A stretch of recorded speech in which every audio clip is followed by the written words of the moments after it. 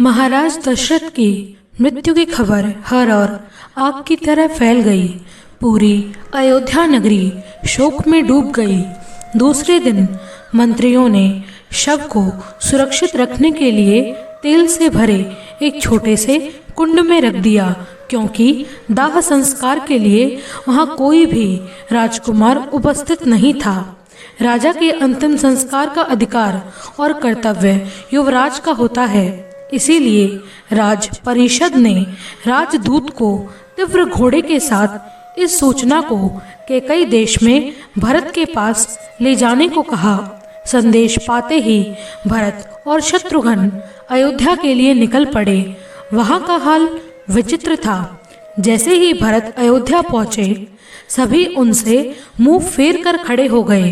भरत को इसका कारण पता नहीं था। भरत जैसे ही महल में पहुंचे, कैकई उनके गले लगी। भरत ने पूछा, माता, भैया राम और पिताजी कहाँ हैं? कैकई बोली, पुत्र, तुम्हारे पिता का देहांत हो चुका है। वो परम गति को प्राप्त हो चुके हैं। ये सुनते ही भरत और शत्रुघ्न रोते रोते जमीन पर गिर पड़े। दोनों भाई भैया राम पुकारते पुकारते राम के महल की ओर दौड़े। जब कोई नहीं दिखा तो कैकई से पूछा, भैया राम कहाँ है? ऐसी स्थिति में बस वो ही हमें और सबको संभाल सकते हैं। कैकई बोले, बेटा, तुम्हारे भैया राम, लक्ष्मण और भाभी सीता वन को चले गए हैं। भरत ने आश्चर्य से बोला, क्या वे शिकार खेलने गए हैं? क्या किसी ने उन्हें कोई सूचना नहीं दी? जल्दी उन्हें सूचना दीजिए। मैं अभी दूत को भेजकर उन्हें बुलवा लेता हूँ। कैकई बोली, नहीं बेटा, वो 14 वर्ष के लिए वन को चले गए हैं। भरत बोला, माता, स्पष्ट रूप से बताइए, भैया राम कहाँ है? कैकई ने बताया, तुम्हारे पिताश्री ने मेरे कहने पर राम को 14 वर्ष का वनवास दिया है। लक्ष्मण, सीता भी स्वयं इच्छा से राम के साथ चले गए हैं। भरत आश्चर्यचकित हो उनकी तरफ देखने लगा, जिस पर कैकई ने कहा, मैंने ऐसा तुम्हारे ही लिए किया है पुत्र। राम के यहाँ होते तुम्हें कुछ नहीं मिलता, इसीलिए मैंने उसे वनवास पर भिजवा दिया है। तुम्हारे युवराज बनने का वचन मैंने तुम्हारे पिता से मांगा था। अब तुम्हारे पिताश्री की मृत्यु के पश्चात तुम ही अयोध्या के राजा हो। ये सब सुनकर भरत बेसुध हो जमीन पर गिर पड़े। यही हाल शत्रुघ्न का था। दोनों राम भैया चिल्लाते हुए रोने लगे। भरत कैकई से बोले, ये कैसा पाप कर दिया? अब मैं किस मुंह से तुझे माता कहूँ? मेरे पिता और पिता तुल्य भाई को मुझसे छीनने वाली तूने तो मुझे अनाथ ही कर दिया। तूने ये सोचा भी कैसे कि भैया राम का स्थान कोई ले सकता है? ये कैसा घोर पाप मेरे भाग्य में लिख दिया। अब मैं किस मुंह से तुझे माता कहूँ? मेरे पिता तुल्य भाई राम और माता समान भाभी सीता ने तेरा क्या बिगाड़ा था? वो तो तुझे मुझसे भी ज्यादा स्नेह और मान देते थे। क्या सोचकर तूने पिताश्री और माता कौशल्या के भाग में ऐसा दुख लिख दिया? तू अपराधी है, मेरे पिता की हत्यारी है। मैं किस मुख से तुझे माता कहूँ? भरत ने तुरंत आपातकालीन सभा बुलाई। सभी मंत्रियों के सामने इक्ष्वाकु वंश की शपथ लेते हुए बोले, जो मेरी माँ ने किया उन बातों से मेरा कोई संबंध नहीं है। इस राज को मैं अस्वीकार करता हूँ। यह अधिकार केवल मेरे बड़े भाई राम का है। भरत वहां से कैकई से मुंह फेर के माता कौशल्या के पास चले गए। माफी मांगते हुए रोते रोते सारी रात वहीं बैठे रहे। अगले दिन दशरथ के शव को तेल से निकालकर चंदन की लकड़ी से बनी चिता पर रखा गया। भरत ने उन्हें मुखाग्नि दी। विधि विधान से राजा का श्राद्ध किया गया। भरत ने सभी को संबोधित करते हुए कहा, ये राज्य अब भैया राम का है। मैं उन्हीं का एक सेवक हूँ। मैं कल ही भैया राम को वन से मनाकर वापस ले आऊँगा। सभी परिवारजन, मंत्रीजन, प्रजा भी साथ जाने का आग्रह करने लगे, जिस पर भरत ने कहा, ठीक है, आप सभी तैयारी कर लें, हम सुबह होते ही निकलेंगे। सुबह होते ही भरत सभी परिवारजनों, मंत्रियों, राजसेना और प्रजा के साथ अयोध्या से निकल पड़े। हाथी, घोड़ों, रथों और पालकियों की एक लंबी कतार लग गई। दक्षिण सीमा पार कर जब वे श्रृंगवेरपुर पहुंचे, दूतों ने निषाद राज को भरत की सेना सहित आगमन का समाचार दिया तो उन्होंने सोचा कि राज्याधिकार के लोभ में भरत अब सेना सहित आक्रमण कर राम की हत्या करना चाहता है। क्रोध में भरकर उन्होंने अपने कबीले के सभी लोगों को युद्ध के लिए सज्ज होने की आज्ञा दी। हमारे पास 500 नावें हैं। हर नाव में 100-100 शस्त्रधारी सैनिक तुरंत बैठ जाएं।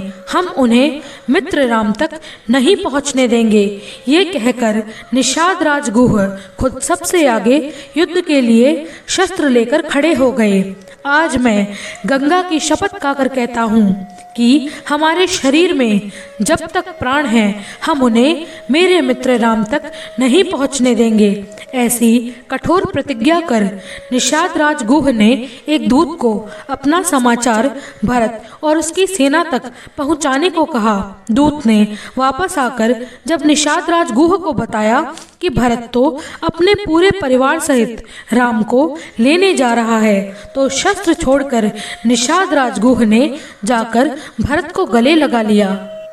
भरत ने कहा, हे निषाद राजगुह, मैं तो अपने पिता तुल्य बड़े भाई को सादर पूर्वक वापस लेने जा रहा हूँ। यह सुन गुह की शंका मिट गई। वह भरत से राम के विषय में बातें करने लगे। भरत निषाद राज के साथ इंगुदी के वृक्ष के पास गए। यहाँ राम की पत्तों की शैया वैसी की वैसी पड़ी थी। भरत राम को याद करते रात भर उसी शैया पर सोए। सुबह भाई की याद में भरत ने बरगद का दूध मंगवा अपनी जटाएं बांधी, राज वस्त्र उतारकर भगवा वस्त्र धारण कर लिए। भरत का भाई के प्रति ऐसा समर्पण देख निषाद राजगुह की आंखें भर आई। वहां से भरत ने सेना सहित नाव में बैठकर गुह द्वारा बताए गए मार्ग पर भरद्वाज ऋषि के आश्रम की ओर प्रस्थान किया। भरद्वाज ऋषि के आश्रम पहुंचकर उन्होंने ऋषि को प्रणाम कर आने का प्रयोजन बताया। भरद्वाज ऋषि ने भरत को राम के चित्रकूट प्रस्थान के विषय में बताया। रात भर भरद्वाज ऋषि के आश्रम में ठहर सुबह भरत सभी के साथ चित्रकूट की यात्रा पर निकले। जब वे चित्रकूट के पास पहुंचे तो हाथी, घोड़े और रथों की आवाज से जंगल में हलचल मच गई। भरत ने दूर से आग से जलता हुआ धुआं देखा तो सोचा वहां कोई मनुष्य अवश्य होगा। राम लक्ष्मण ने जब वन के जानवरों में ऐसी हलचल देखी तो लक्ष्मण पेड़ पे चढ़कर देखने लगे कि ये सब क्या उत्पात है। पेड़ से उतरकर लक्ष्मण ने राम से बोला, भैया धनुष उठा लीजिए, भरत सेना सहित हमें मारने आ रहा है। माता सीता आप किसी सुरक्षित स्थान पर छिप जाइए। राम ने लक्ष्मण से कहा, रुको अनुज, भरत हमारा भाई है। तुम्हारे लिए मुझ में और उसमें कोई अंतर नहीं होना चाहिए। वह अवश्य ही हमसे मिलने आया है। भरत और शत्रुघ्न सेना और सभी को वहीं रोककर दोनों स्वयं ढूंढते हुए राम की कुटिया के पास पहुंचे। राम एक साधु की तरह चबूतरे पर बैठे थे। राम को देखते ही भरत और शत्रुघ्न बच्चे की तरह दौड़ते हुए राम के पास गए। पत्थर से टकराकर भरत बीच में ही गिर पड़े।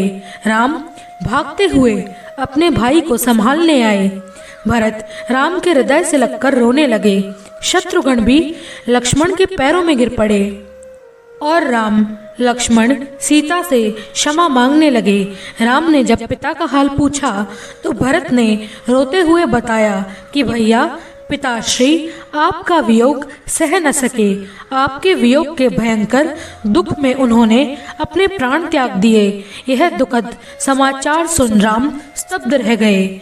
लक्ष्मण और सीता रोने लगे। राम रोते रोते भरत से बोले, ये मेरा दुर्भाग्य है कि मेरे कारण पिताश्री को ऐसा दुख सहना पड़ा। स्वर्गीय पिता को श्रद्धांजलि देने राम मंदाकिनी नदी के तट पर पहुंचकर इंगुदी के फलों से पिंडदान करते हुए बोले, पूज्य पिताश्री, आज मेरे पास आपको अर्पित करने के लिए केवल यही है। इसी से हमारा जीवन निर्वाह होता है। मैं यही आपको अर्पण करता हूँ। राम लौटकर भरत के पास आकर बैठ गए और रोने लगे।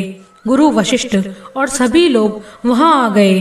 राम गुरु माताओं के चरणों में प्रणाम करने लगे। सीता और लक्ष्मण भी उनका सत्कार करने लगे। सभी राम से कैकई के किए के लिए क्षमा मांगने लगे।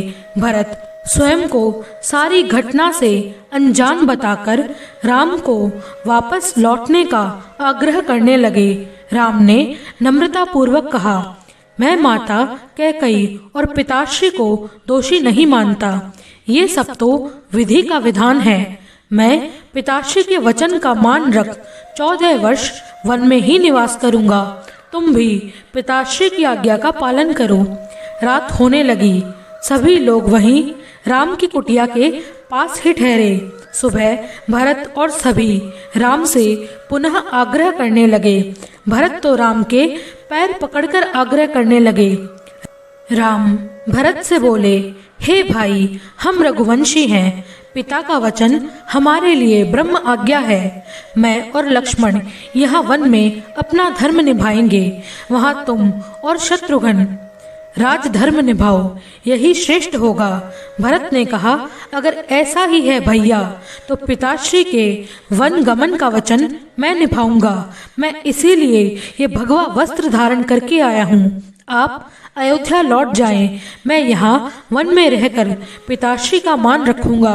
राम बोले, तुम जैसा भाई पाकर मैं धन्य हूँ। तुम जाओ, अयोध्या को संभालो। मेरा आशीर्वाद तुम्हारे साथ है। महान ज्ञानी जबाली बोले, हे राम, अयोध्या की जनता तुमसे जो प्रेम करती है वो प्रेम और मान किसी और को नहीं दे पाएगी। ऐसे में वचन के ऊपर प्रजा के हित को स्थान दो पुत्र, लौट जाओ।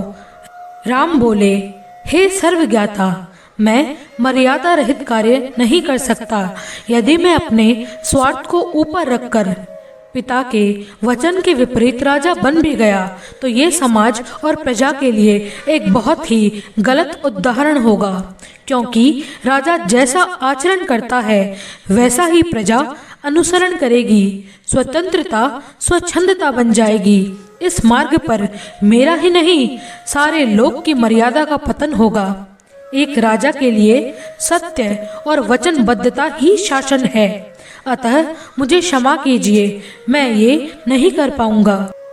भरत विनम्रता पूर्वक बोले, भैया, आप तो स्वयं महाज्ञानी हैं, पर मेरा क्या। रातों रात मेरे सर से पिता और पिता तुल्य भाई का साया उठ गया। अब मेरा क्या होगा। अगर भैया आपका यही निर्णय है तो मेरा भी निर्णय सुन लीजिए। मैं अयोध्या का राज्य स्वीकार नहीं करूंगा। आप कृपया मुझे अपनी चरण पादुका दे दें। मैं इन्हीं की अगुवाई में राज चलाऊंगा और बनवासी बनकर अयोध्या के बाहर नंदी ग्राम में रहूंगा। अगर आपने वापस आने में 14 वर्ष से अधिक समय लगाया तो मैं अपने प्राणों का त्याग कर दूंगा। भरत का अपने प्रति ऐसा समर्पण देख राम की आंखें भर आई। राम बोले, भरत, तुम जैसा महात्मा कोई बिरला ही होगा। राम ने भरत को अपनी पादुकाएं दे दी। भरत ने उन्हें हृदय से लगाकर अपने शीश पर रख लिया। सभी राम से विदा ले अयोध्या लौट आए। भरत ने राम की पादुकाओं को राज्य में स्थापित कर दिया और स्वयं नंदीग्राम चले गए और वहीं से राम के नाम पर राजकार्य करने लगे। भरत के जाने के बाद राम को उस स्थान पर रह रहकर सबकी याद आ रही थी। अतः उन्होंने शीघ्र दंडक वन की ओर प्रस्थान करने का निश्चय किया। मार्ग में उन्होंने कई तपस्वियों को अपना अपना आश्रम छोड़कर भागते हुए देखा। कारण पूछने पर उन्होंने बताया कि रावण के भाई खर दूषण के अत्याचार के कारण जनस्थान यानी वर्तमान महाराष्ट्र के तपस्वियों का जीना दुश्वार हो चुका है। इसीलिए तपस्या के लिए सब किसी दूसरे स्थान पर जा रहे हैं। राम उन्हें सांत्वना देते हुए आगे दंडक वन की ओर